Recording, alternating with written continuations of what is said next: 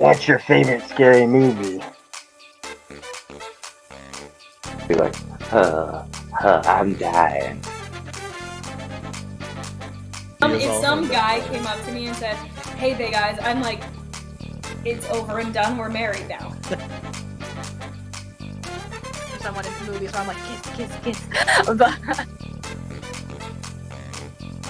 Oh God, what a sea of humanity. Ba-da-ba. Hello and welcome to 52/1994, the live movie conversation podcast where we discuss movies from the year 1994. I'm your host, Cody Van Doren. Joined with me this week is my special co-host, Spencer Stimple, or should I get my teeth capped? Should I? Do you have tired blood? Because this episode is brought to you by Geritol. Ooh, I like that. We should have had a sponsor for this. Well, if this is your first time joining us, this is usually how it goes in the beginning, some kind of madness. And welcome in. We're happy for you to be with us today. Just to give you a little bit of a heads up, we will be talking about movies from the year 1994. We watch one every week. Important movies released this year. We typically do them by monthly categories. This past month, we were doing Oscars, and that's where we're finishing up today. We're doing the Best Picture nominees from the year from 1995, but the year of movies is still 1994. Doesn't matter if they're good, doesn't matter if they're bad. Most of them are pretty mid, I would say.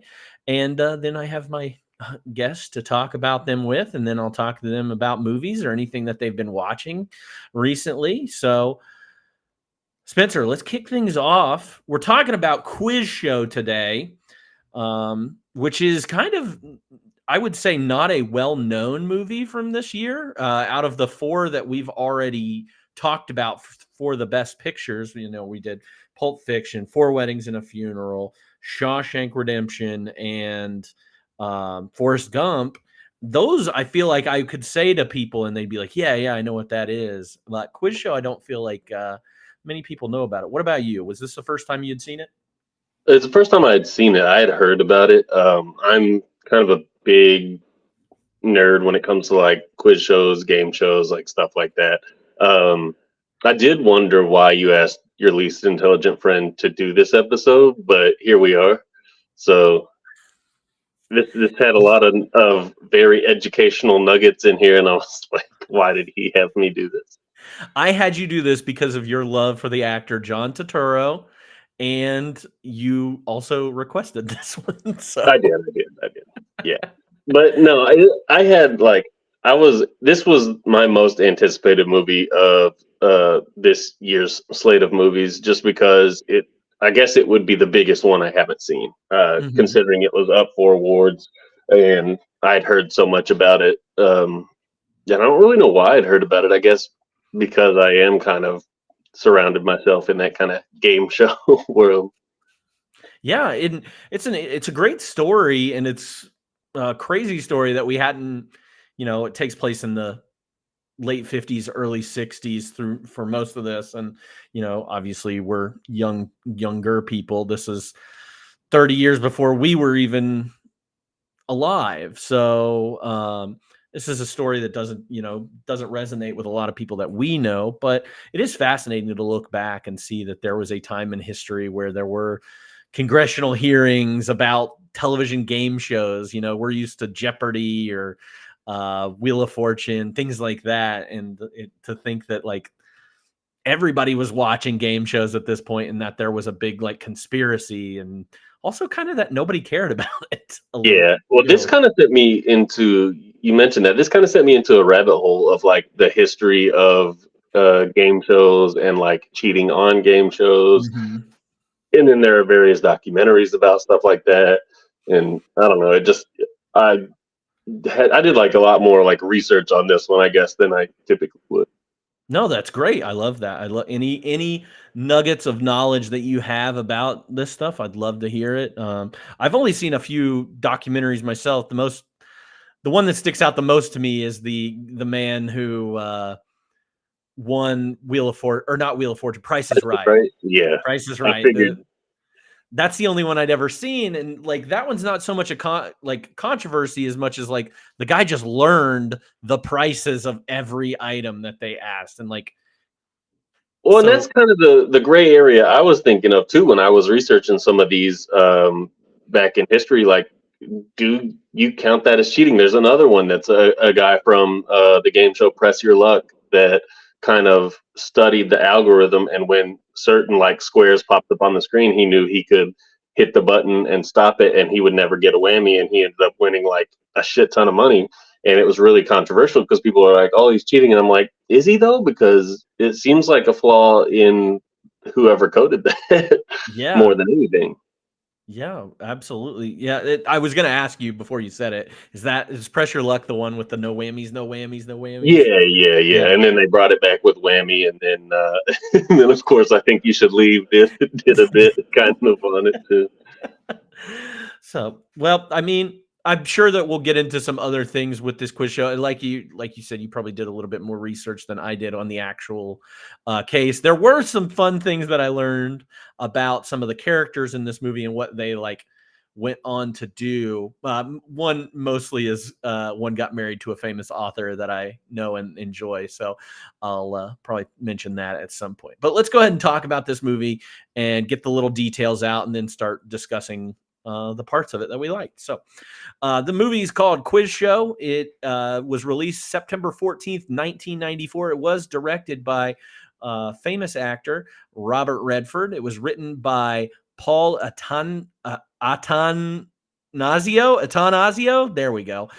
Based on a book, Remembering America by Richard Goodwin, who is essentially our main character in this movie. I think Dick Goodwin is the main guy.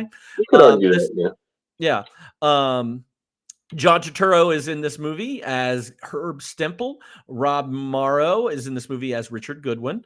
Ray Fiennes as Charles Van Doren. Somebody said young Ray Fiennes in this. Yes, very young. I think it's the blonde hair that makes him look younger to me. Like, because we saw him in Schindler's List, and I mean, yeah, completely different movie, obviously, but like he looks so much, I don't know, younger in this movie. Wasn't a sequel? No, this isn't a sequel. David Paymer's in this movie as Dan Enright. Paul Schofield as Mark Van Doren, Charles Van Doren's father. Hank Azaria as Albert Friedman. Christopher McDonald, Shooter McGavin himself as Jack Barry. Joanne Carlo as Toby Stempel. Mira Sorvino as Sandra Goodwin. And then we've got appearances in here by just a lot of people, like Martin Scorsese's in this movie, George Martin, Griffin Dunn, Timothy Busfield, Barry Levinson, William Fichtner, Ethan Hawke is in this movie and says one line. Callista Flockhart's in this movie, says one line. There's so many people in this movie, it's crazy. I'm sure you've already mentioned the name, but I did want to definitely give a shout out to Mr. Carosi, like coming in hot out the gate. Oh yes, I said that whenever in the very first scene. I forget it. What is his name? I have no idea. I just know him as Mr. Carosi because I recognized him instantly. I was like, "Oh, this is going to be a banger." He's not in the movie very long. Oh, Ernie Sabella is the guy's name. I'm pretty sure. He was selling a car. Is that right? Yeah, he was selling him the car, the Chrysler in the beginning. Ernie Sabella, Stacy Carosi's dad, Mr. Carosi. And also the voice of Pumbaa in The Lion King. Oh, I didn't know that. Learned something today. Yeah, there you go. So Ernie Sabella's in this movie in the very first scene. Let's go over the synopsis that Google gave us. First time reading it, so here we go. Queens-born Herbie Stempel becomes an unlikely hero after winning on America's beloved game show 21. When the network decides to bring in a more telegenic contestant, the waspish Charles Van Doren, Stempel takes aim at the show, announcing that the game is rigged. Congressional investigator Dick Goodwin is brought in to examine the claim that winners were given the answers. Goodwin wrote the book on which this true story is based. I do have a slight gripe, just because IMDb and that synopsis you just read references him as Dick Goodwin, and I feel like he was Richard Goodwin until like halfway through the movie, and then he suddenly changed to having Dick be acceptable. But Well, I know that Charles Van Doren always called him Dick. I know, and that's what I had written down at first. I was like, is he okay with being called Dick? Because he's gone by Richard up until then. And then from that point on, it was all Dick. So I don't know if that was intentional or not. I don't know. Maybe it's just as we've become more familiar with him. Because it isn't. I said that Dick was the... we're talking a lot about Dick today. It said that Dick was essentially the main character in this movie, and it does kind of become his movie in the second half. Yeah, I could see that. Because it is like Herb and Van Doren's movie in the first half of this movie, and then I was going to say you could make the argument that it's Van Doren's movie too, though. Oh yeah, I think the two main characters, like if we were given awards or something, Ray Fiennes and Rob Morrow would have been the ones up for best actor in this movie. So but yeah, that's a good point. And that's on it. Like when I get to my review of the movie, that's part that I'll talk about, or kind of the 50% of one movie and 50% of the other movie kind of take on it, and whether or not you like one part of it opposed to the other. I just feel like there is a split in this movie where it's and then it turns into a the hearings and I don't necessarily disagree. Not that makes it a bad movie by any means. But that there are some differences in the tone and the shift of everything. So this movie had a budget of $31 million. Didn't do too great at the box office. It did make a profit, $52.2 million. This movie has one of the highest Rotten Tomatoes. Like I've seen 100%, I've seen 98%, but this one is, I think it's the highest out of all of the 5 Best Picture nominees. Rotten Tomatoes has a 97%. Oh my goodness. I didn't even look at that. Jeez. Yeah. Just for reference, Pulp Fiction had 92%. Wow. See, I just noticed that IMDb and Letterboxd both had it lower than I expected. Mm-hmm. Yeah. IMDb has it at 7.5 out of 10, and Letterboxd had it at 3.8 out of 10, or out of 5. Sorry. Your hatred for Roger Ebert. He did love this movie, though. He gave it 3.5 stars out of 4. He said the screenplay, honestly, I didn't like this review that he wrote, not because it was a bad review of it. When it comes to reviews, he's just repeating the plot. And this was the only critique or anything that I read in it that wasn't something about the quiz shows that it was about. And I was like, talk about the movie, man. But anyway, he focused on the screenplay he said the screenplay by former Washington Post film critic Paula Tanazio is smart, subtle, and ruthless. And it is careful to place blame where it belongs. 3.5 out of 4. Yeah, it's not his greatest. No, not his greatest at all. But he did like it. Now, I did struggle to find one negative review about this movie, and it was from Jeff Brown of the Times UK. So, Liam, I think that might be something that you might know more about. I believe you're over on that side of the pond. But Redford's exaggerated indignation leaves a hole at the film's center. If we cannot see what the fuss is about, the plot's drama disappears. Luckily, the actors do an excellent job disguising the vacuum for as long as possible. So focused mostly on the filmmaking part of it, and what he did with it, less about the acting, because the acting was pretty good. For this movie, it was nominated for 4 awards, no wins. It was nominated for Best Picture, obviously, Best Director, Best Actor in a Supporting Role for Paul Scofield, who plays the father of Van Doren in this, and then Best Adapted Screenplay. So not too shabby. So let's bring it down. Let's talk about our favorite scenes. I don't know if you had trouble with this or not, but I had trouble picking out, there were moments for me, but I had a little trouble. Yeah. Let me just let you know about a couple of notes that I jotted down while I was watching. One of them was because I had that putting them in the soundproof box in 21.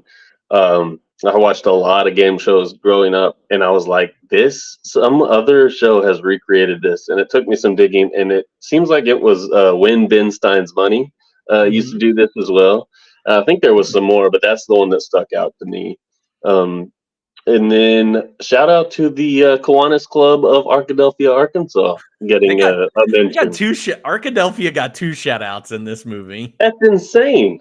Like, I don't know, that was wild. Also, I really love the tagline in this one. Did you read it? What's the tagline? I think I read it. 50 million people watched, but no one saw a thing. Ooh, like, that's a good tagline. Yeah, I liked it. Yeah. But no, I did not have trouble coming up with scenes.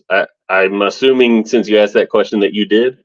No, and it's not because there weren't like scenes in it, but like there's a lot of like, it would be if I was watching an episode of West Wing and trying to pick something out, because it's all dialogue for like long extended periods.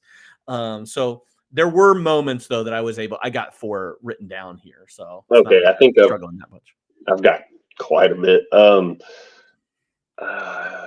Yeah, I don't know where you start, but I'll say, like, there was a build up to Herb's best picture question whenever he was supposed to throw the competition, and that build up was like incredibly intense because I hadn't seen the movie. I didn't know the story behind anything. I kind of went in blind again. It just had me on the edge of my seat. I thought that build up was really, really good. I was like, you're talking when they're there in the booth and stuff. Yeah. No, I really like that scene. Is that the scene where it does the like zoom? Like, I don't think it's an actual zoom in, but like on the back of Van Doren's head. Is that when that shows up? Like the front of the poster, I guess. Yeah, maybe. I do remember. I know exactly what shot you're talking about. I can't remember. Yeah. No, I thought that was fascinating, and like you're familiar with TV a little bit. I worked in TV a little bit too. But even before this, which I didn't have down, I had Herb and Charles's showdown as my first scene, is like when he loses everything. Like I said, there's a lot of like exposition and talking and things that happened before this. But I like the idea that they, in order to get them to sweat, they turn off the air conditioner in the booths and stuff like that. I love that stuff. And you feel tense whenever Herb is in the booth and answering those questions. You feel for, especially in that moment when he needs to say the wrong answer, but he knows it's the right answer, or he knows the right answer. Yeah, because it's one of his favorite movies. And then like them asking Van Doren's like repeat questions after that is, I don't know. The whole thing was really, really good. Yeah. And at that moment, when you're watching that scene, for you, like, do you feel bad for Van Doren? Van Doren goes in there thinking he's going to play an honest game, and then all of a sudden they ask him the one question that's going to like him.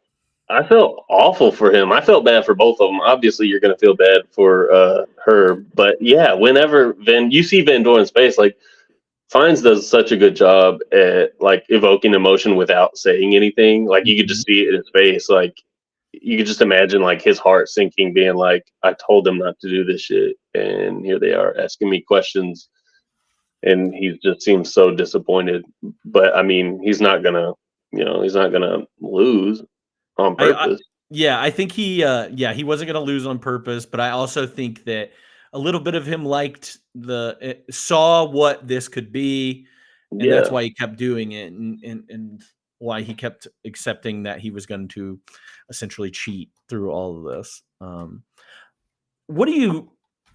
I guess I could bring this up later, but I want to go ahead and knock it out now, because we're talking about the scene between Herb and Charles. Like, Herb is not a likable character, in my opinion. And it's not to say that he is not wronged in this at all, but I think they do it this way to make him unlikable and make you essentially root for Charles instead. I don't disagree. I see where he can definitely come across as like crazy, manic, neurotic. I mean, he does give off those vibes. It's hard for me because of how much I love John Turturro to see No, but any he bad does in it him. so good. He Like does. he's He acting does. so well in these scenes that I was just like, I don't want to hang out with this guy for 5 minutes. That's true. He comes off as like a real smart ass, like especially when he's talking like to his wife and to his kid. Like sometimes he's like, I don't know. It's like his shit don't stink. He know everything. So I get it. He says that even at one point, like 50 million people are watching me on there because of me. Like the guy that knows everything. I used to just be this guy, and now I'm this guy. Like when he's talking to his wife, yeah, he's super rude to Toby, and I've got a couple zingers in my quotes for him about Toby, which love the name Toby for a woman. That's a great name. Yeah. I liked it. Nah. Not for you. Not for you. Not for That's me. okay. What else? Anything in this scene that really stood out to you? Like we had a lot of stuff happen before this, in kind of the television production part of it, but specifically about Herb and Charles's them on their game show that night. It looked like I don't know. It looked like I honestly expected John to like say something, or not John, Herb to like say something to Van Doren when they were shaking hands, like I don't know, like talking shit or like telling him he threw it or something, but he didn't. He stayed like calm the whole time. I was like, oh, that's interesting. But I guess he wouldn't have been the kind of guy to do that to a guy like Charles. So. Yeah, and at that point, do you think that Herb assumes right away, oh, this is the new golden boy, they're going to start feeding him the answers? Or do you think that because they asked him to take the dive or whatever and missed the question on purpose, like... No, I don't think, in my mind, it seemed like Herb didn't know at all, like, what was going on with Charles. I thought he probably assumed it was just a one-off, and then was shocked. As shocked as everybody else when later on he found out that was not happening. Although we do learn he knew more than he let on, so it's kind of tricky. And I don't know if that happens before or after the Mark Van Doren's birthday scene, but I have that in there. I've actually got a scene in between. Okay, great. Okay, and it's just to mention, I guess, but just as a collective, like all of the back and forth scenes, and it might be kind of unpopular, I just really enjoyed it. All the back and forth scenes with the oversight committee, I thought were really added some humor in it, some comic relief, and just like the camaraderie within them doing the research as the oversight committee was just fun to watch. Yeah, they kind of hate Dick, those guys. Yeah, they rib on him a lot. Yeah. First in his class at Harvard. He says that like 5 times in the movie. So much so that Van Doren says it at one point. He says it to somebody else. He's like, he's first in his class at Harvard. I wish I could flex like that. Dude, yeah, I'd be saying it all the time too. But yeah, then you bring up the scene about what is it, Mark Van Doren's birthday. Just the short, and it's not very long because they make up shortly after, but the short back and forth between Charles and his dad about taxes and money, I thought it was really good. Like that tension was captured perfectly. Yes.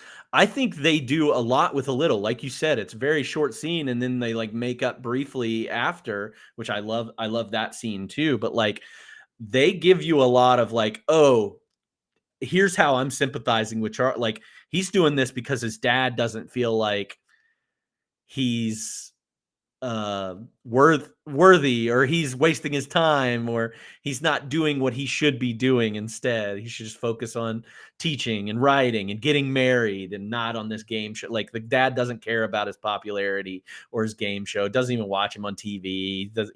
And Charles gets him a TV for that birthday. But yeah, we get a lot in that dinner table scene.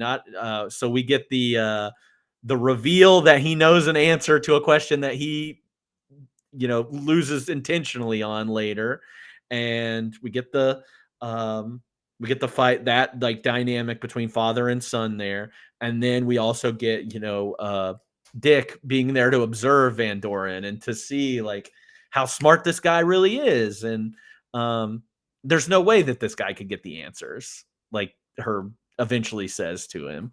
Yeah. Because he even says it. He's like, there's no way that like he probably gives them the answers, I think is what he said.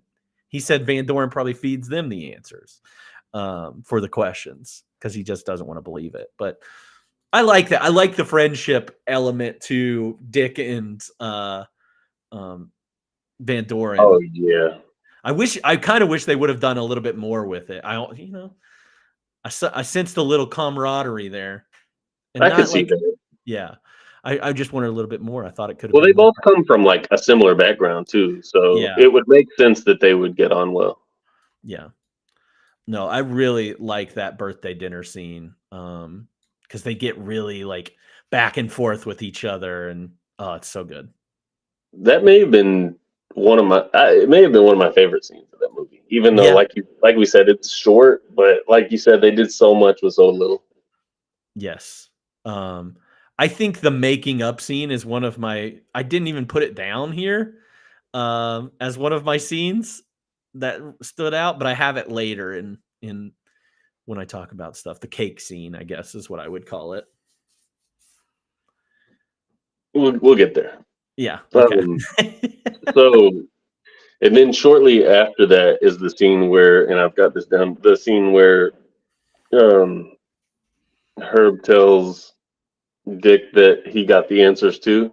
Like Dick's walking out and he's like, I got the answer too. And his wife's like, what the hell? Oh yeah. Like I didn't even realize in the moment what had just happened when I saw that scene. I had to rewind it actually because I was like, whoa, wait, what? It caught me that off guard. Like it was like, no way. Like I really didn't see that one coming. Yeah. And his wife was pissed at him. Like Dick's about to like walk out on the whole thing. Like that, I shouldn't have been talking to you in the first place. And I think that might be when he does give him that thing about Van Doren's probably giving them the answers. I think you're right. Herb when he says that, and he's like, I know because I got the answers. Ah, that's a good one. That was good. Big reveal. I don't know if I got this scene out of place or not, but also the scene where Charles Van Doren gets the question wrong and they're like all panicking and stuff because he was supposed to get it right. Mm-hmm. I really liked that because he kind of went against the grain. And then to add on that, the conversation between Dick and Van Doren after he loses on purpose was really good. Yeah, and that comes back from the birthday thing, because he knew that answer to the question. One other thing before we're talking about Van Doren in that episode, like the ways that he goes about trying to justify to himself that what he is doing is the right move. Like, hey, don't give me the answers anymore. Just give me the questions. I'll look up the answers on myself. Like that's any different. Yeah. When he said that, I was like, what the hell? That's still, that may even be worse. But you think about it, like, what are the, like, you have done something, I have done something in our lives that we know is like wrong or bad. And we will go through every hoop to like justify what we're doing is right. And that's kind of what I'm thinking in that moment. Like I empathize with him a little bit. Like, yeah, maybe if I look up, at least I'm studying to figure out what the answer is. Like that makes it better, right? Yeah, there was a lot of, they did a really good job of kind of hitting on that moral gray area, because I even wrote down, I was like, it's tricky because at least in Charles's case, he knew the answers, but they asked him again, but he did know them the first time. Mm-hmm. I mean, I guess it's unfair to the competitor, but I don't know. It just got into a really gray area because he knew him. Now, when you say that he was going to look him up later, that's a little bit different. But yeah, I feel like this movie does a good job of kind of playing moral mind games with yourself, thinking like, what would I do? And is this really cheating? And this is entertainment after all. How much regulation should there be? There's a lot of questions that kind of popped into my mind as I was watching this. That was the next point I was going to bring up, was the entertainment factor of it. Like they're producing a show. It doesn't matter what the outcome is. And like nobody really wants to see a game of chance where they're like, okay, let's, this guy's going to risk 10 and then, okay, he's at negative or he's at 1 now. So now what do we do? Like we've got 22 minutes to produce a 30-minute show here. So how are we going to make this? How are we going to script this? And it makes you think like, what are we watching now? And, we have our reality TV shows and everything. And we know that that is not reality and those are scripted, but like even our game shows, like what kind of regulations are those game shows going into? And, how they put them together so that they're not seen as cheating or controversial or other things like that. Well, I don't know. Well, it's funny you mentioned that.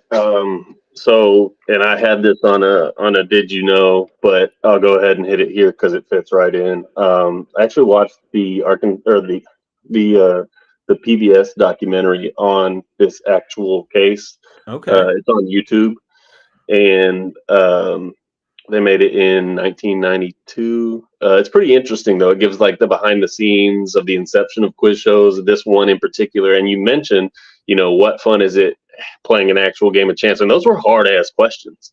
So they actually showed the very first iteration of this game show. I don't even think it got aired, but both contestants kept getting reset to 0 for like eternity. So they were like, we got to do something about this. And they did air it, because this is another part that the documentary keyed in on, was the advertiser's influence over the entire thing. So the advertiser said, hey, that can't happen ever again because that show sucked. So basically that's when they decided, all right, we're going to do that. So it also, in that documentary, they talked to the real Herb, and Herb said that they actually made him put on an ill-fitting suit and have a poor haircut to come off as like a nerd. More of an everyman. Yeah. And he was instructed to only address the master of ceremonies as Mr. Barry, and not Jack, whereas Van Doren was the opposite, to come across more, with more charisma and stuff. So it was really good. You should go check out that documentary. Yeah, and I did read a little bit, like, and obviously they're making a movie here. Robert Redford has to make a movie, and this like was over a several year period, and everything wasn't all happening within 1 year and all at the same time and things like that. But there were other quiz shows involved in this too. $64,000 Question was involved in this. The way Quiz Show is even 21 is even played is different. Like they tied like 3 times before Herb ended up losing. Well, and that's another thing. Another part of the research I did, they actually have the full episode of 21 where Stemple loses on YouTube, and I watched that as well. So there was a lot that I learned from that, and which made it really interesting to see the differences and the similarities between Quiz Show and the actual singular episode where Stemple lost to him, because now I'm watching it through the lens of it knowing that it was rigged. So it makes it a lot different. And like, holy shit, did this film like recreate that well? Because if you go back and watch that episode, they did a really good job. But there were some other interesting nuances to the show that I didn't realize too. And obviously, like, you don't have to put all of the rules and stuff into the movie, but so one of them was like stopping the game if you think you're ahead, because obviously they can't see each other. Yeah. And so they give them that opportunity. So you win the money and then like an additional like $2,000 per point you're ahead or whatever. And that's really how Van Doren won, is he stopped the game when he was ahead 18-10. So it was actually a lot different. But watching that episode too, like you see like Van Doren just had like 10 times more charisma than Stemple. Like they did such a good job. It made me appreciate the movie even more after watching that. I'll need to check that out. That sounds really, I mean, I should have, I didn't even think that the episode would be anywhere, but obviously it makes sense. It was on TV. It's got to be somewhere. So good question here in chat about there's regulation now based on the hearings, but do they apply to sporting events, entertainment, or just game show entertainment?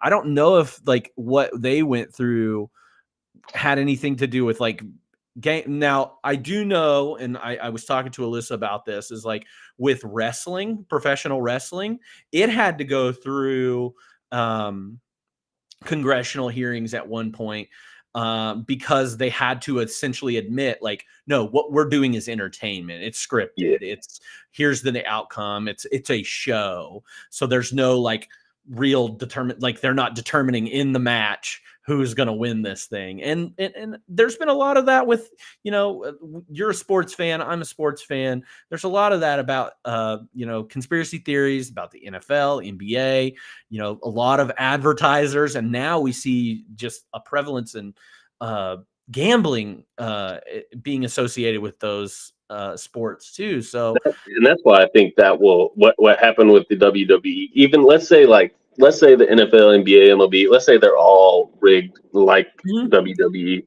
They'll never get to that point that the WWE got to because there's too much money being made on gambling. And it's really kind of fucked a lot of things up. Yeah. I don't think, and I think you're probably the same, that you don't think it's rigged to, or rigged in on a grand scheme, like some people think, like there's a script to the NFL season or anything. Like, I just don't think that's possible. If you've ever played any kind of sports ever in your life, you know that that's just not any kind of possible. Everybody would have to be on it, in on it. And there are factors. Yeah, and there are factors like refs. We've seen refs get in trouble, especially in the NBA, for altering games. For, you know, Pete Rose is famously banned from the Baseball Hall of Fame for gambling, and essentially you put your teams at risk too when you are a player in those, or you control an aspect of the game like reffing or coaching or playing, like shaving points with the NCAA tournament has been a thing before. So, you know, we see these things and they're usually associated with gambling, but what's the harm in the quiz shows? There's no gambling involved with the quiz shows. Money is just being given. That's true. You're not risking money. But I've seen some boring ass Jeopardy games where nobody wins. Yes. And it's terrible. And it does everybody make you appreciate that it's legit. Yeah, it does. Or maybe they're messing with us, and that Ken Jennings did, you know, go on a tear and win all those things, or whatever the other guy's name is. He's not Ken Jennings, so that's a good point. Ooh, they're just good at making television because they've done it for years. I mean, it makes sense. Damn. This would be a way more entertaining game show if people had to put their own money on the line. I would be interested in that. It seems like a little dystopian, but no, but it's gambling. But I like that because Spencer and I do watch a show.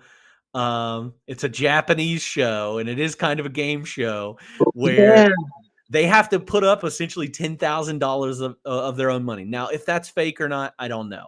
But they have to put up $10,000 of their own money, and there's 10 of them in this room for 20, and they can't laugh. And it's one of the greatest game shows ever. It's called Documental. Everybody should check that out. But there's a little stakes to it. Like, I like that. That is a good concept. Maybe Alyssa should come up with her own game show and go to NBC and pitch it. Ooh, yeah, do that. Get some Kroger to sponsor it or something. My last scene that I have was Charles' final monologue to the committee. Of course, that was just really good. Yeah, and it was good. Like, I felt like relief for him in that moment, of, you know, saying what he needed to say and confessed all that, and then immediately, like, the wind goes out of my sails when the guys on the congressmen are like, "That was really good of you, and that stands by your moral character." And it wasn't like, not because those guys are thinking how we're thinking in that moment, but like, it's fake. Like, you know, they're only doing that because he's a Van Doren and trying to save some kind of face with him and his family and all, like, and then finally you get to the one guy that's like, no, you cheated. Like, you lied in front of millions of people. You suck. I've got all these, cause I had them as my quotes. It was, so Van Doren says, you know, I've had all the breaks. I've stood on the shoulders of life, and I've never gotten down into the dirt to build, to erect a foundation of my own, you know, blah, blah, blah. I don't want to say the whole monologue, but I mean, I thought that took a lot of balls to kind of admit that, you know, you were born on third base, because there's a ton of people in this world that applies to, but rarely will any of them ever admit it, especially in this day and age. But then you have that one committee member you're talking about. He said, "I'm happy that you made that statement, but I cannot agree with most of my colleagues. I don't think an adult of your intelligence should be commended for simply at long last telling the truth," which also took a ton of balls and like was a very valid point of view. So I thought that was really cool that they showed both sides of the coin there. Speaking of the main council member person, there is a senator from Arkansas. So for you, that's in real life. I forget what his name is, but whatever his character's name is, he was a senator from Arkansas. I did look at that in my research. The hell is their boner with Arkansas? I don't know, man. You guys were important once upon a time. It's random, not anymore. Yeah, that was my last one too. And you do get a little bit of, I feel like it is a big relief for Charles. Obviously he's bombarded. His family is getting bombarded by reporters and everything. And I love, and this is on my quotes too, but I love that line, like Herb is there at the trial and gets to see like how, he's going to be, persecuted for being, Charles Van Doren and lying in front of all these people because he is the important. And I think he says after that, oh gosh, where is it? Did I not even write it down? I don't think I wrote it down. Crap. Was it "I've flown too high on borrowed wings"? No. You know what the problem with you bums is? You never leave a guy alone unless you're leaving him alone. And you see her be finally like a little bit of empathy for Van Doren. He's been trying to go after him the whole time and make sure and tear him down, when it was never about tearing down Van Doren. It was about tearing down NBC and Geritol, and they still don't even get any success with that. Yeah, I did. I wrote that line down too. That was a good one. Yeah. You never leave a guy alone unless you're leaving him alone. I like that line. All right. Who's your favorite character? And is there a scene stealer? We already talked about this a little bit, but unpopularly, my favorite was Herb.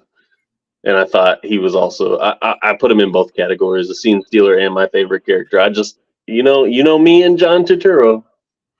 I agree with, like, that is one thing I like about it. I had a tough time trying to figure out who my favorite character. I went with Charles Van Doren. I liked the storyline that he had. I liked, him trying to impress his parents, and then his dad being like, "You don't have to impress me. You've been impressing me forever," kind of thing. Like, "You're my son. I love you. Let's eat cake and drink milk together." So I really liked him. I just think he's a hell of an actor in that role too. Yeah. But scene stealer, I give it up to Dan Enright. Like, he's not likable. Yeah, that guy is good at that role. Yeah, he did really well there. I thought, I can definitely agree with that. And if you would have said Paul Scofield, I would have agreed with that too. Yeah. I really like Dick too. Dick had one line in the movie that I did not like, and it was like, I want to say it was his very last line in the movie, where he says the thing about, "We were going after TV and TV got us," or whatever. I thought that was a cheesy line, and he didn't deliver it very well, but I liked him in the movie. I thought he was really good. I thought he was okay. He wasn't my favorite. Yeah. I have a little bit of kind of how you love John Turturro because of other things. I love that actor because of a show that I have been watching called Northern Exposure that was on in the early 90s. I freaking love this guy. He's so great. Does he always have that accent or no? No, that is not his accent. Okay, I had no idea. So I mean, he did a good job at it then. Yeah. Some quotes. I know you've got a lot. I didn't write down as many as I thought I would. I've always got a lot. The first one I've got is Queens is not New York. Fun fact. You ready for a fun fact? I know your fun fact, I think, but I can't remember it. Martin Scorsese delivers that line. Where was Martin Scorsese born? Queens. There's there's a little like I don't know if they were at a party. They were maybe at a book signing and then a party and then an after party or whatever. But there's a few lines from like Mark Van Doren and maybe his wife. I'm not real sure. But that are really really funny. One of them was, "Can I quote you, Mark?" And he says, "Not before I quote me." I was like, "Damn." And then somebody said, "There's a rumor Eisenhower died," and I think it was his wife said, "How would they tell?" I was like, Jesus, that's so funny. You go ahead and give me some. I don't want to take. I'd like the poker game when Dick is playing with Charles Van Doren with his buddies. A couple of those, but they're kind of have a showdown, and Dick looks at he hasn't taken his eyes off him the whole time, and he says, "I know you're lying," because he knows that he's lying about getting the answers and everything. And Charles Van Doren just says, "Bluffing." The word is bluffing. I love that. That was good. Give me another one. Let's see here. Oh, this is an exchange between Dick Goodwin and the head of NBC, Kittner. And he says, 21 is rigged and I can prove it. I have Enright cold and that means I have you. And Kittner says, really? And Dick Goodwin says, really? And then Kittner says, then how come you're the one who's sweating? That one was good. I don't know. I meant to write that one down and I don't think I did. Damn, that one was good. Yeah, give me one of yours. Okay. Somebody says for 70 grand, Herb, you can afford to be humiliated. And I was like, I could too. Yeah. I would be humiliated. And then one of them. How about every time that somebody says something like about Harvard or whatever, Hank Azaria's character is always in the background giving it the. Yes. I did like that. Possibly my favorite Herb Stempel moment was his wife saying, "Why aren't you dressed?" And then Herb says, "The child has to learn. The child has to learn the depths humanity can sink to." He's just sitting there in his underwear, just sad as shit. Oh, it was funny. How about any of the interactions that Herb has with his wife? He says, "You want to be worshipped? Go to India and moo." Speaking of which, somebody else said they're Indians because some white guy got lost. Herb says which that, I thought was good. Another thing he said, Toby says something about like I think Herb says something about her weight or something like that, and she says, "You know I'm holding water." He says, "Yeah, you in the whatever dam." That's right. Yes. This is part of the subcommittee banter I was talking about, but one of them says, Jim, somebody hit the president's car with an onion or something in Colombia, and they said, "Jim Lemon can't even hit the cutoff man. This guy throws a 300-foot strike with an onion." That's a good line. That's big game, son. You don't go hunting in your underwear. And then, like, I really like small quotes every now and then. You know, we both do. We both quote the hell out of stuff, and it's always like some background stuff. This is one of those. Some guy runs up to, I think it's Van Doren, and like, you know, trying to get an autograph, whatever. He said, "Answer this question: what street do I live on in Brooklyn?" Jesus, he's not a psychic. What about the guy like pounding on the phone booth while Van Doren's on the phone? Yes. I just kept thinking of the guy from Dumb and Dumber. The phone. The phone. I thought of the same thing. Yes. Oh. Another one I have is, how did a guy like you get into Harvard? Cap teeth. Cap teeth. Was that his wife in the background that says that? I think it's no. I think he's the one that says. I think it's his wife that says, "How'd a guy like you get into Harvard?" And he's the one that says, "Cap teeth." Okay. Loves talking about cap teeth. There's a couple really good lines that I like hit home. Like, if you look around the table and you can't tell who the sucker is, it's you. You'll forgive me, but anyone who thinks money is ever just money couldn't have much of it. Which I really like that line. Jesus Christ had a girlfriend at 33 years old, and he shared an office with his father. I did like the monk having a line there. That one was good. It's not like we're hardened criminals here. We're in show business. That was at the very end of the movie. That is a good one.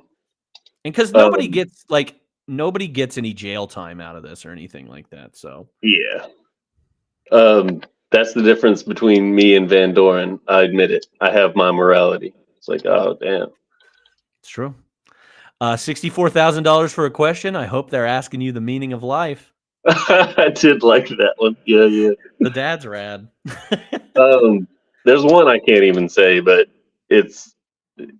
he says, you're like the, never mind. Never mind. I can't say it. Oh, you're like the Jewish Uncle Tom. Yeah, Or you're like the Uncle Tom for the Jews. Yeah. I was like, I know what you're saying. I mean, No, it's a hard hitting. His wife was gives it to hard-hitting. him in this. Yeah. I just, gosh, that was hard hitting. Yeah. So this one just was more thought provoking than anything. It says the audience didn't tune in to watch some amazing display of intellectual ability. They just wanted to watch the money. But that got me thinking, like, why do we love to watch quiz shows? And for me, it's to see if I know the answers, like to challenge myself. It's got nothing to do with the contestants. And I was wondering if you felt the same, or because I'm sure people watch it for different reasons. Yeah, I think like, and I've already mentioned him once today. It's Ken Jennings. Like you watch him to see, like, I don't know, like I'm thinking about that. It's the same thing. He's like Herb Stimple in that situation. Like, I don't think you're watching the money at that point anymore. Like the money is nothing anymore. You're truly seeing how far this guy can go. But I don't know if it's like, oh, I know that question, or I could be on this show or anything like that. I don't know. That's a good question. Mine's not really I could be on that show. It's just like, I don't know. I've just always grown up around trivia and enjoying trivia, and that's why I like to watch those game shows. So in that regard, I don't like to watch the games of chance as much. So, you know, the ones like where Deal or No Deal. Yeah, that's dumb to me. That is where people watch the money. Like they don't care about any of it. I couldn't remember a contestant on that show. I'm a nerd and like trivia, like we're saying. Like I can remember certain people on Jeopardy that or like Who Wants to Be a Millionaire. Yeah, I can remember. I remember the first guy that won Who Wants to Be a Millionaire. It was amazing. I still watch clips of that. It shows up on TikTok every once in a while. Yeah. So I think I'm out of quotes. The last one I have was, I don't remember who said it, but somebody said it was the getting away with it part that he couldn't live with. I think that's Van Doren, right? It was either him or her. Yeah. Him or it can't be Herb. Herb doesn't.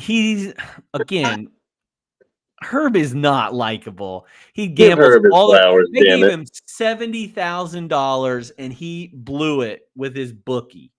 Herb Stimple did nothing wrong. Give me a problem. I agree. I mean, we're fighting the wrong people, but that guy did not manage his money very well. No, he's poor. Poor people gotta do what they gotta do. Save the money. Well, he was trying to gamble it so he could make a better life for his wife and kid. It just didn't work out. He wasn't very good at it. Obviously, he's not a golfer. Herb Stimple did nothing wrong. All right, what was I don't know if I have a lot for this section, but biggest laugh, cry, scare, or thrill? I just had the thrill. I had Herb revealing that he had been receiving the answers the whole time, because that one part was just, like I said, I had to rewind it. I was like, oh, shit. The only laughs I put in here were like Herb and his comebacks to his wife. Every time he said something about it, I was just like, Jesus, divorce this guy. But I did want to say, cry-wise, and maybe it affected you more than me, or maybe it affected me more than you, but that cake scene with his dad when he's eating that chocolate cake and drinking milk with his dad, and that's when his dad like finally is like, hey, you're okay by me. Oh, no, I didn't give a shit about that scene. I blew right by it. That's the seed. That's when he decides. He's like, oh, I don't have to do this show anymore. I can, make my own life. I need to get back to teaching. And my dad does love me. Yeah. It's because good job, bro. Never mind. Don't go there. I'm not going there. All right. Did you have anything for the most what the fuck or ridiculous moment in the movie? I don't think I had anything really necessarily, other than like that Snodgrass guy not saying anything. Just like he just handed Goodwin the confidential letter or whatever, and I was like, I know this dude was just bursting to say something like, finally somebody's looking into this shit. He doesn't say a word, and I thought that was ridiculous. Yeah, that's a little ridiculous. I didn't even think about that. I was gonna say maybe Rob Morrow's accent for Dick Goodwin, his Boston accent. It did get to me a little bit. I was like, you're putting it on really thick, bro. It was thick. It was thick. All right, best music moment or score recognition? I just had like in general, like the old time, like blues / jazz music. I think in general was just pleasant. I don't think it was like this movie didn't have like the best score, but it didn't have the worst either. Yeah, I did want to point out Mac the Knife. There were 2 iterations of the song Mac the Knife. The first one at the very beginning of the movies, the Bobby Darin version that we've all heard, or some of us have heard. But then at the end, which is the one that I didn't like the most, it's a slowed down, like much more crooner version or ballad version of Mac the Knife over the credits, and I didn't love it. Did somebody say crooner? Crooner. All right, who gave the best? Oh, wait, hold on a second. I don't have a smash or pass. I don't have a fuck, marry, kill, but I do ask you to choose between Toby Stimple or Sandra Goodwin. Well, first of all, I want to say we got to marry Bunny from Pulp Fiction. Oh, gosh. Let's not start that again. Who are we talking about now? The two wives in this movie. I don't have a clue. Toby Stimple, who's Herb's wife, or Sandra Goodwin. I don't even remember what they look like. Oh my I'm gonna have to look them up. Toby. Toby or not Toby? I'm not picking Uncle Toby. Uncle Tony. Toby Stimple quiz Don't show. look her up in real life. Oh my gosh. No, I'm not. I'm not. That's what I'm saying. I think Toby had great outfits, and she gave it back to Herb as much as he gave it to her, and he had to put up with Herb. I'm a big Toby fan. I do wish Sandra Goodwin had more role in this, like a more extended role in this movie. Yeah, I can't give you an answer because I can't find what they look like. I've got facial blindness. Oh my gosh, that's okay.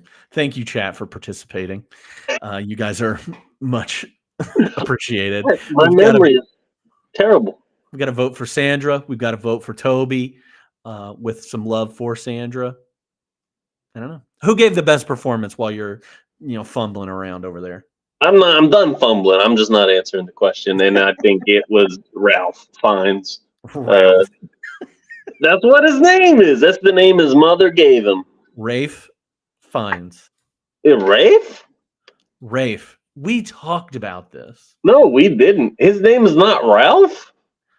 Ralph Lauren? No, it's Rafe. There's no fucking way unless... No, I'm on IMDb right now and it says Ralph. Unless the I is capitalized, which it's not. Oh, we got it. I'm going to have to look this up. Yeah, I just listened to a YouTube thing that pronounces his names, and it's Rafe. Wikipedia is not gospel. I didn't say Wikipedia. Oh, I meant YouTube. Sorry, I'm on Wikipedia. So it's spelled Ralph. It's pronounced Rafe? Rafe. Well, my mind's fucking blown. Anyway, that's who I give it to. I agree with you too, though. I think Ralph Fiennes. Ralph Fiennes gave a Ray Finkel. Ray Finkel. gave the best performance, definitely. Yeah. I thought he did a really good job of showing like a huge range of emotions, from like cockiness to guilt to a rocky relationship with his dad, like seeking validation and approval. He did a good job of making you feel for him in that situation, because like who wouldn't think about doing that? And also, like he like at the end of the movie, he mentions like kind of being born into this like rich well knowledge family, and it would be really easy to dislike a guy like that, but he does a good job of making you relate with him. Yep, I agree. You're right on the money. I got a little distracted, I'm not gonna lie. I was looking up Rafe and Fiennes and making sure that I was right about it. Oh shit, imagine you weren't though. Oh man, I would Egg on your face. aren't I the bigger banana head? Hey, at least somebody in chat didn't know about his last name, because I didn't either. I had to ask before we did the show. Okay. Should have asked about his fucking first name, apparently. My bad, man. All right, let's recast him then. Let's get him out of there. Get out of here. Recast him. Who do you want? So it's a cop out kind of, because this is who they wanted. But after seeing like the footage of the real guy, it's unmistakable why they would want Tim Robbins as Charles Van Doren, because they look very similar in my opinion. And like, I keep thinking of him in Shawshank though. Like, I agree with you, Tim Robbins in that, but like has that charming appeal too. But like out of Shawshank, he's not supposed to have that charming appeal. He's supposed to. Yeah. So it's really hard for me to differentiate right now. But I think that's good. Yeah, they did want Tim Robbins in this. Also, unrelated, but the real Charles Van Doren looks exactly like my first professor in college. Like, you should have got him. No, that guy. Never mind. I wonder if they're related though. Is his last name Van Doren? No, but they could still be related. So for Herb, I suck. We're way uglier back then too, by the way. Yeah, I'm really bad at this, dude. For Herb, I have either Kevin Kline or Rick Moranis. Oh, I like that. Yeah. Oops, I misspelled. I put Rock Moranis. Dwayne Rick Moranis. And then for Richard Goodwin, Dick. Sorry. I've got Bill Pullman, and not just because of that, but I like that. That's good. You did 1994 recast. I'm proud of you. I tried. What did you do? I only did 2024. Ooh, give me this, because you love this part. This is your. I went with Christopher Mintz-Plasse, aka McLovin, for her Temple. Do you think he could do it? Oh yeah. Okay. He could piss me off and be annoying. Well, good point. He could play McLovin and be a smart version of McLovin. Muhammad's the most common name in the English language. That's true. He wasn't dumb. He wasn't dumb. And then I picked George McKay, who for Charles Van Doren. He hasn't been in a ton of movies, but he was in 1917. He was in. He's British, so he kind of fits with the that whole thing. Even though Charles Van Doren's not British, he was in Captain Fantastic, which was a pretty good movie. He's around the same age. Fantastic. I think he could pull it off. He kind of looks Van Doren-ish. Fair enough. I couldn't do anybody for Dick Goodwin. I was like, I want to get somebody true blue Boston, to put in here. Oh yeah. The closest I could come up with was that kid from Stranger Things, Joe Keery, Steve Harrington, to play Goodwin. He's from Boston, so wouldn't be awful. Throw him in there. You got anybody? I do, but we've got a couple of issues because one, I'm about to mess up some names again, and then Ben Affleck.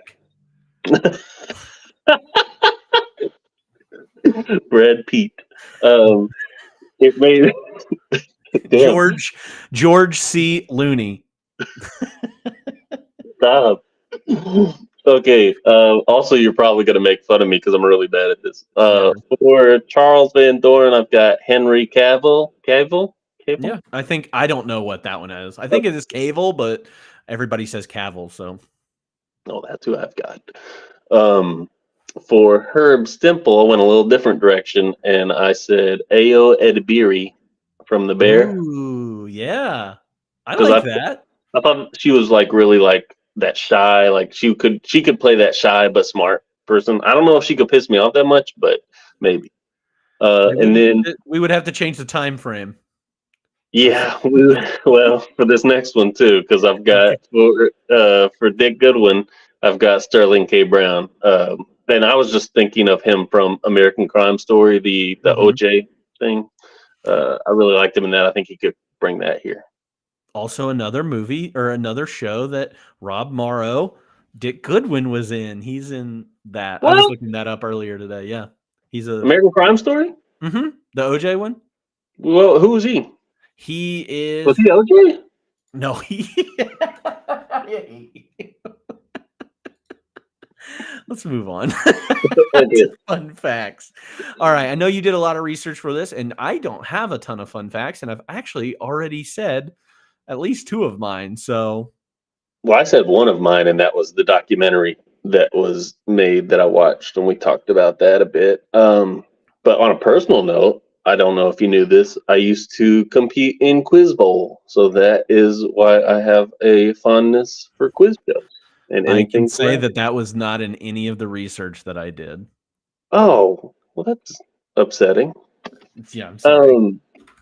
So on the waterfront, which is the question he answered but was wrong, is about a boxer who takes a dive. Ooh. And then $64,000 question was controlled but not outright fixed. Lengthy interviews before each show allowed producers to tailor questions to what popular contestants knew and trip up undesirable contestants. Oh, see, that's a Yeah. smarter way. It is, yeah, way better than like this bullshit. But that's all I've got. The only other ones I had so there were a lot of filmmakers in this movie. So Martin Scorsese's in this movie, Griffin Dunn is in this movie, another director, Barry Levinson is in this movie, another director, and Douglas McGrath. So 4 directors were in it. Barry Levinson was actually one of the directors that was tagged to make this movie before Robert Redford got attached to it. So Is there a background as to how Robert Redford got attached to it? Because I am a little bit surprised that it was I him. think he got handed the maybe I should have written that down. But dang it, chat. That was one of my things, man. I was really excited when I learned that too. I'm kidding. I love you, chat. But I don't know. I think he just got a hold of the book and he was like, I like this story. I'm gonna make it. So I don't know though. Okay. Before filming began, Ralph Fiennes wanted to speak with Charles Van Doren in person to get his accent down for the role. No one thought that Van Doren would help him with the film, so Ralph Fiennes had somebody drive out to where Van Doren lived, and they just found him sitting on a chair outside of his house, and Fiennes just pretended to be a lost driver and asked him for directions. That's the only thing he did. A lot of people don't know this too, but Van Doren actually said to him, "Why the fuck is it pronounced Rafe?" Oh, you think that's what it was? Yeah. So from the chat, they got a good fun fact here. Richard Goodwin, Dick Goodwin, went on to marry Doris Kearns Goodwin, who wrote a ton of great history books. She won a Pulitzer. What books? What books? I think there's a book about baseball called Wait Till Next Year that she wrote. Her most famous one is the one that was written about Lincoln, I think, Team of Rivals, Political Genius of Abraham Lincoln. I think that is the one, Team of Rivals, which they made the movie based on that like section of that book there. So, but she writes a lot of history books. So, Well, what are the odds that he married somebody with the last name Goodwin? That's interesting. I told you shouldn't have had me on this one. I shouldn't have. I should not have had you on. You're right. Also, he did not divorce his wife. His wife passed away in like the 70s. Sandra passed away, and then he remarried and got married to this lady. So I wouldn't have judged him if he did get divorced. I mean, yeah, don't judge anybody. Also, Rip. Rest in peace, Sandra. We didn't know you well. All right, the big question. Do you want me to do it? Okay, I'll do it. Answer the question. Excuse me. I'd like to ask you a few questions. Okay, but the big question on everybody's lips. Yeah, they're chapped lips. They're chapped lips, right? Does that answer your question? Good question, Aguado. No, that's the most important question to which I hope to find an answer. And that was the big question theme song. Every time. The big question. Would you do it? Yeah, I have no morals. You have no morals. So Dude, you would do it. Absolutely. And I would take it a step further, and because I was thinking about this too. And if I was in like Herb's shoes, I wouldn't have threw it. I would have answered that shit right. I'd have made them kick me off. Like they would have had to drag me out of there because I would have been racking up the dough. I would have tried to have pitched it to them, be like, okay, you want me off the show? Let me get off the show on my own. Like, smart. Don't give me the questions anymore. But you're also going up against somebody that is getting the answers to the questions. Yeah, true. So but did you know that? Yeah, they'll find a way to get you off there. I don't know. Yeah, for the money. Heck but yeah, I'm absolutely doing it. I mean, because I looked it up at one point. Like, what is $100,000 in 1957 or 58? Well, that was what Van Doren won. Herb didn't win near that much. 70,000 though. I mean, that's close to $1 million. Okay. Oh, is it that? Is it that much now? That's close to $1 million in 2024 money. Oh, then hell yeah, I'm doing it without second thought. I don't want them offering that to somebody else before I say yes. Yeah, but I wouldn't go about it the way that Herb did, like go scorched earth just because I spent money. Yeah, I wouldn't have done that either. Although chat, I'm interested in some of you in chat. What do you think? Would you do it? Got blackmail on the network though, so it's almost like you can double dip. Yeah, but I mean, look at the way that the network operated. True. Like they didn't get touched at all in this. They had their fall guy, and then that guy was back on television within a few years. Yeah, nothing happened to the advertisers or anything like that. Mm-mm. And I think the comment, like one thing I'll say about this and the substance of this is like, I don't think anybody would care. What do you mean? Nobody cares, I think, that much about who wins this, who won the game. Yeah. Like nobody gives a shit. They just they want to be entertained. We want to see the everyman win for like 12 weeks in a row. And then we want to see the waspy guy win for 12 weeks in a row. We want to see the woman win the 12 week. Like you just get your characters like you would in any other story. They don't really care. They don't give a shit. Yeah, but yeah, I'm definitely doing it. I not even a question. Yeah. We've got somebody says that they would not do it. So I am not a very good liar, though. I'll say that. So that part would be tough. You would just start giggling the whole time. You're right. You're 100% right. If you knew the question, you'd be like, I know it. I know. Yeah, they would just think I was out of my mind. Like I'm basically in a padded room in there. Just. We got to get you on a game show. I don't think I could handle. I'm a piece of shit with loans to pay, so I'm in. Exactly. That's how I feel. I ain't paying loans though. I'm gambling like Herb did.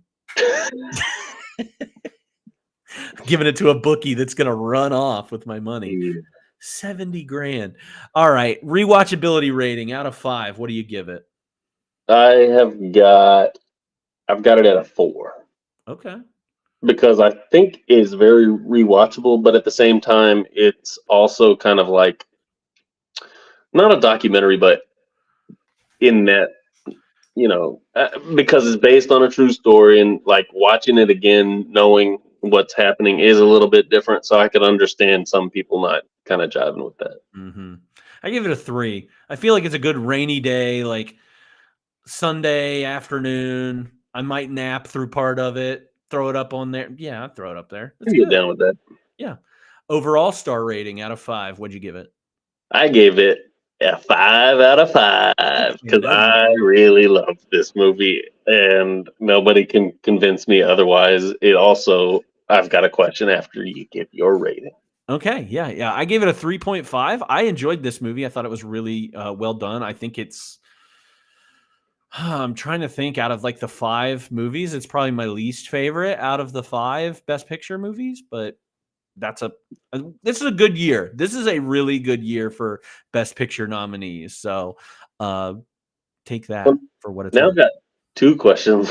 One, which manipulated recording was better, this or North? North. I knew you'd say that. We don't want Hugh. He's not our son. Do you want him back? Nah. Man. I want to watch North right now. I kind of do too. But I would like you to rank Best Pictures for this year.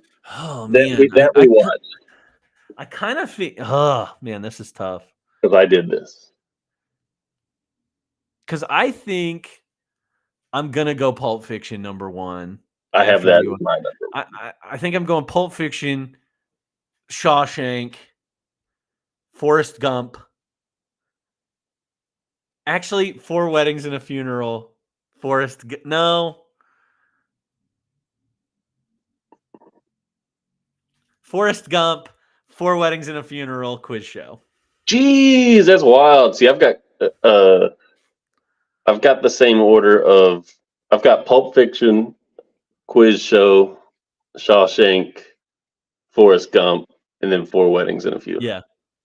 But I understand that's not like up everybody's alley. It just kind of is mine. Quiz Show is. But I honestly think my bottom 3 are the like interchangeable. You could convince me on any given day, and I'd be like, yeah, 4 Weddings and Funerals kind of a piece of shit this week. So yeah, I don't think you could convince me to move 4 Weddings and a Funeral or Forrest Gump from the bottom 2. Okay, yeah, that's just mine. Because there are some days when I think Forrest Gump might be the best movie of all time. Okay, well, slow down. Slow the fuck down. I said some days. Okay. Like I enjoy the hell out of that movie. I still think it is the most rewatchable out of these 5 movies. I think people gave me mad burnout on it when I was growing up. They just always had it on. And I was like, just stop, dude. And we're not even going to bring up Jaws. Wait, that was this year? No, Jaws is like 1974 or 70. We talk about it then. No, we're not going to talk about it. Oh, because it's the best of all time. Because he's just trying to draw me out and get me angry by talking about Jaws and how much I love Jaws and I think it's a perfect movie. No big deal. Whatever. He can eat a dick. All right. Tell me something. You love this movie. What could you say about this movie to make it better? I think I don't necessarily agree with it, but you could argue that it drags in some places and it's a little long. So maybe just make it a little more concise and make some cuts, I guess. Yeah.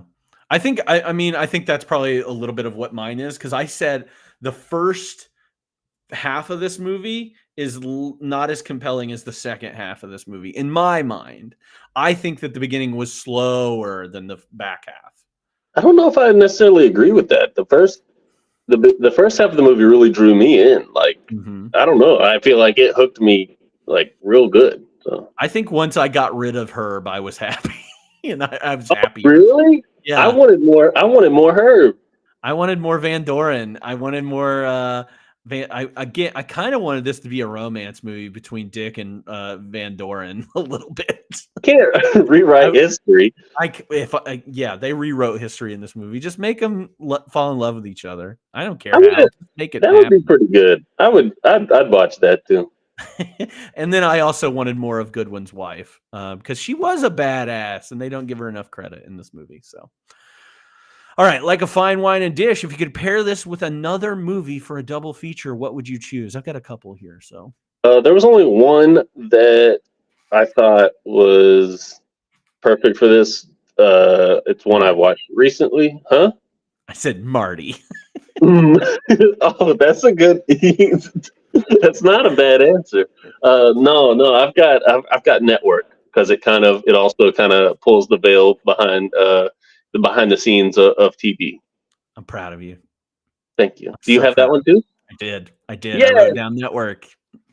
That was really my number one on here for a double feature with it. It Network's makes great. the most sense. Yeah. I also had The Majestic down. It's not a great movie. It's a Jim Carrey movie done by the same director that did Shawshank. But it has to deal with the House of America. Wait, HUAC, which is the House of Un-American Activities Committee, I think is what it is. It's pronounced great. It's HUAC. And that has to deal with like the blacklist, the Hollywood blacklist of the writers, script writers that were said to be communists, so they got blacklisted in Hollywood. That's interesting. And that was another movie where there's like a congressional hearing and all this other stuff. So I thought, yeah, that kind of fits in. Broadcast News is one that I thought about as well. Brought up. That's a comedy, romance, drama. It's got everything. That's a good one. A Face in the Crowd was another one that I brought up. This is an older movie where somebody just like plucks some bumpkin and puts him on TV, and like he finds a lot of success and everything, and people love him, and then they're like, oh, I've got this bumpkin on here and now I can't get rid of him. So thought that kind of lined up as well. But the Network has the exact same thing in there, like, oh, we hit it with this I'm mad as hell, and yeah. I'm mad as hell. I can't take it anymore. Just lean out your window and say that right now. Well, I think Spencer, we could also argue that the one you brought up earlier for The Price is Right, it's called Perfect Bid. Even though it is a documentary, I think you could argue that would be a good watch with this too. and you said there's a PBS documentary about this as well, right? Yeah. You just Google it. It's not, but like I think it might be like 40 minutes. I don't know. It may be longer than that. I don't know. And then of course there is the actual episode, which is like 20 whatever. 20 minutes long. Cool. Yeah. Well, everybody check that out. If you're interested in Quiz Show or haven't watched Quiz Show, you definitely should watch it. It's a good movie with high recommendations from us. So, Spencer, thank you so much for doing this with me. Thank you for watching this film. Have you been watching any movies recently that you can recommend to our listeners, watchers, viewers, whatever they are? For a fact, Slashers? I have. So last night I actually watched, and I didn't know anything about this. It randomly, a clip from it came across my Twitter timeline, and I was like, gotta see it, because I love Daniel Radcliffe. But I've watched Escape from Pretoria, and if you don't know, that's from like an Australian creator about South Africa apartheid. Mm-hmm. And them breaking out of prison. It could have went into a little more depth, but it was still good. Good movie. Today I started watching, I haven't finished this one yet, La Leyenda de Charro Negro. And that one is like just an animated, it's almost like a kid's movie. It's in the same vein of like, think of like Coco, because it has to deal with the underworld and stuff. And then I can't remember if I have told you about these on stream or not. I finally got around to watching Booksmart. What'd you think?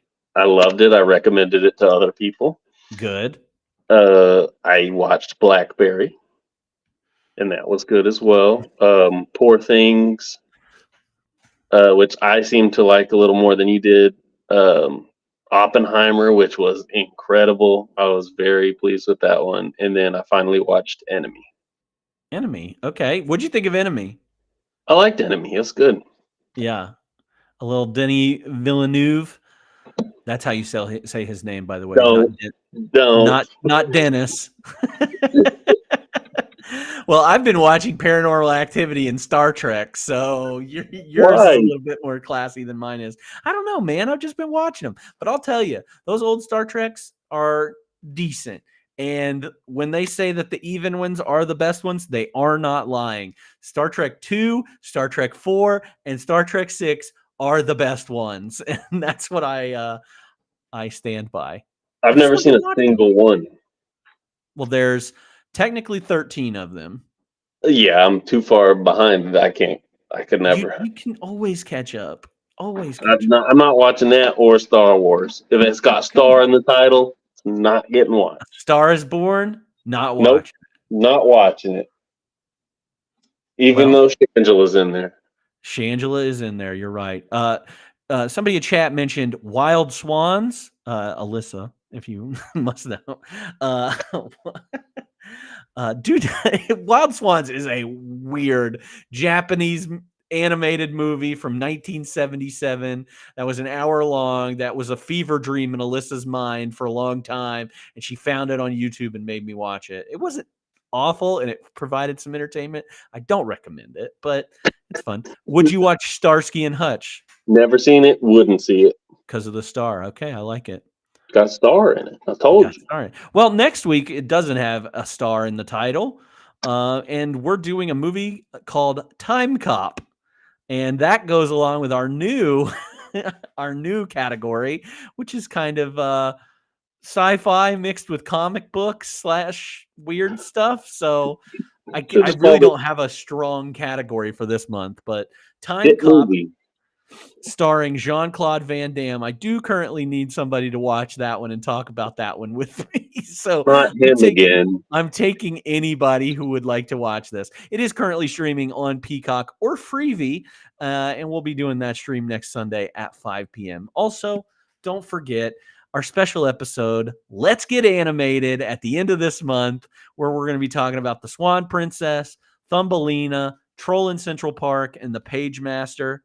So check those out whenever you have. We'll talk about those at the end of the month for a special episode on a Wednesday. So be there, be square. But other than that, that's where I leave you, slashers. We'll see you next week here on 52/1994. Bye.